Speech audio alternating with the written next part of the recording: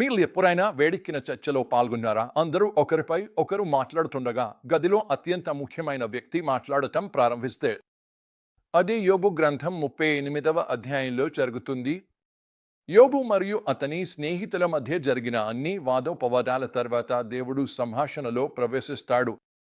మరియు చెప్పాలంటే దేవుడు మాట్లాడినప్పుడు ప్రతిదీ మారిపోతుంది.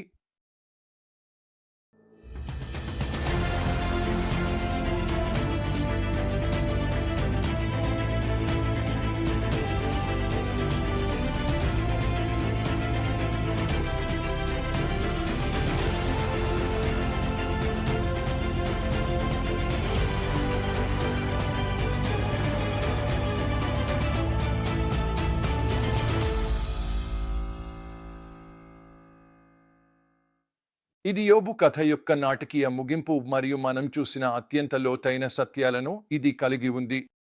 ఎందుకు? ఎందుకంటే మనం 3 కీలకమైన ఘట్టాలను చూడబోతున్నాం.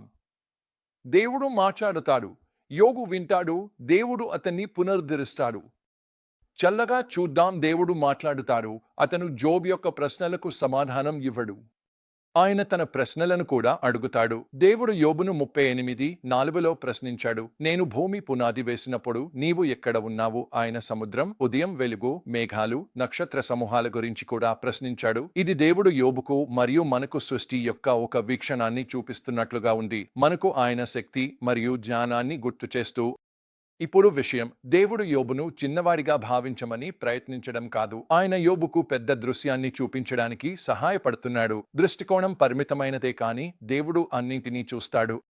యెషయా 55:9 ఆకాశము భూమి కంటే ఎత్తుగా, నా మార్గములు మీ మార్గముల కంటే ఎత్తుగా ఉన్నవి, నా ఆలోచనలు మీ ఆలోచనల కంటే ఎత్తుగా ఉన్నవి.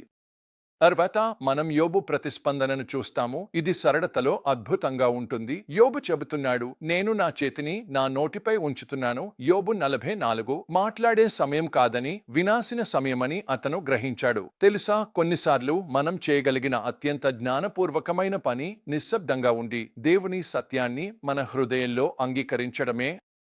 ఆ వాక్యాన్ని నేను చదివి అది నా హృదయాన్ని తాకింది. యోబుకు జరిగిన దానితో నా అనుభవం పోల్చుకున్నాను. చాలా సంవత్సరాల క్రితం నా జీవితంలో పెద్ద సమావేశాల్లో ప్రసంగించాను. నేను ఎథియోపియాలో స్టేడియంలో నిర్వహించాను. బ్రెజిల్లోని రియో డి జెనీరోలో ప్రపంచంలోనే అతి పెద్ద స్టేడియంలో ప్రసంగించాను.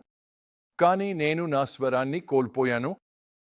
చెప్పిన నా స్వరతంతువులపై శస్త్రచికిత్స అవసరం. నేను అభ్యంతరం వ్యక్తం చేసి దీనికి చికిత్సా మార్గం ఉందా అడిగాను. వారు నాకు చెప్పిన దాని ప్రకారం మరో ఒక్క అవకాశం ఉంది. 2 వారాల పాటు పూర్తిగా మౌనంగా ఉండటం, ఏమీ మాట్లాడకపోవడం. ఏమి జరుగుతుందో నాకు వెంటనే అర్థమైంది. కీర్తనలు 46:10 నుండి దేవుడు నా హృదయంతో మాట్లాడాడు. నిశ్శబ్దంగా ఉండి నేను దేవుడినని తెలుసుకోండి. జాతుల మధ్య నేను మహిమ పొందుదును, భూమి మీద నేను మహిమ పొందు. దేవుడు మాట్లాడాలని కోరుకున్నాడు, కానీ నేను వినాలి. నా భార్యను నేను గ్రాండ్ కేనియన్కు వెళ్లి మౌనంగా ఒంటరిగా సమయం గడిపాము. మన హృదయాలతో మొరపెట్టుకున్నాం, ప్రభువా మాట్లాడండి. అలాగే ఆయన మాట్లాడాడు. ఆయన మాట్లాడడమే కాకుండా నన్ను స్వస్థపరిచాడు. నేను తిరిగి కోలుకున్నాను, కానీ అది నా వినికిడి తర్వాత మాత్రమే జరిగింది. ఇది యేసును అనుసరించే వ్యక్తిగా నేర్చుకున్న గొప్ప సత్యాలలో. దేవుడు మాట్లాడినప్పుడు నేను వినాలి. అప్పుడే పునరుద్ధరణ ఊపందుకుంటాయి. దేవుడు యోబును పునరుద్ధరించడాన్ని చూశాము. ఇక్కడ ఆసక్తికరం, ఇది వెంటనే జరగదు. ముందుగా దేవుడు యోబును తన స్నేహితులను క్షమించి ప్రార్థించమని పిలుస్తాడు. యోబు ఇది చేసిన తర్వాత మాత్రమే దేవుడు అతని ఆస్తిని పునరుద్ధరించి అతనికి ముందు కన్నా 2 ఆశీర్వదిస్తాడు.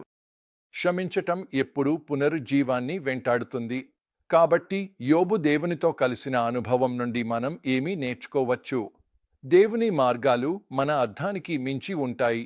జీవితం అర్థం కాకపోయినప్పుడు ఆయన జ్ఞానాన్ని నమ్మాలి. సృష్టింతా దేవుని శక్తికి సాక్ష్యమిస్తుంది. తదుపరిసారి మీరు కష్టాల్లో ఉన్నప్పుడు ప్రకృతిలో నడవ, ఎవరు నియంత్రణలో ఉన్నారో గుర్తు. కొన్నిసార్లు ఉత్తమమైన ప్రతిస్పందన మౌనమే.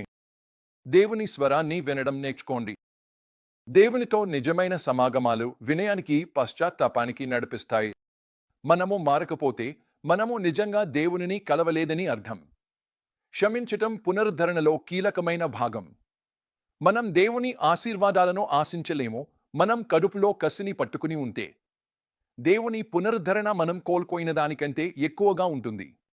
యోబు చివరి రోజులు అతని ప్రారంభ జీవితాన్ని మించి ఆశీర్వదించబడ్డాయి. స్నేహితులారా, యోబు కథలోని ఈ అధ్యాయాన్ని ముగిస్తున్నప్పుడు దేవుడు మన జీవితాల్లో మాట్లాడటానికి సిద్ధంగా ఉన్నాడని గుర్తుంచుకోండి. మనం వినడానికి సిద్ధంగా ఉన్నామా? మనము వినయంగా పశ్చాత్తాపం క్షమించేందుకు సిద్ధంగా ఉన్నామా? ఎందుకంటే నిజమైన పునరుజ్జీవం అక్కడే ప్రారంభమవుతుంది. యోబులాగా ఉండండి, మీ ప్రశ్నల్లో నిజాయితీగా, దేవుని సన్నిధిలో వినయంగా, మరియు ఆయన మిమ్మల్ని పునరుద్ధరించి ఆశీర్వదించేందుకు సిద్ధంగా ఉండండి. ఎందుకంటే దేవుడు మాట్లాడినప్పుడు, మీరు నిజంగా వినినప్పుడు ప్రతిదీ మారుతుంది. మీ దృష్టికోణం మారుతుంది, మీ హృదయం మార్పు చెందుతుంది, మీరు ఊహించలేని విధంగా లోతైన సంపన్నమైన విశ్వాసాన్ని పొందుతారు. తరువాత సారి ఎదుర్కొంటే సమస్యల తుఫాను యోబు గుర్తుంచుకోండి. దేవుడు సమస్యల కంటే గొప్పవాడు, ప్రశ్నల కంటే జ్ఞానవంతుడు, ప్రేమ గలవాడు అని గుర్తుంచుకోండి. మరియు ఎవరు తెలుసు, జీవముగల దేవునితో మీ సాక్షాత్కారం మీ పనిలో ఉండవచ్చు.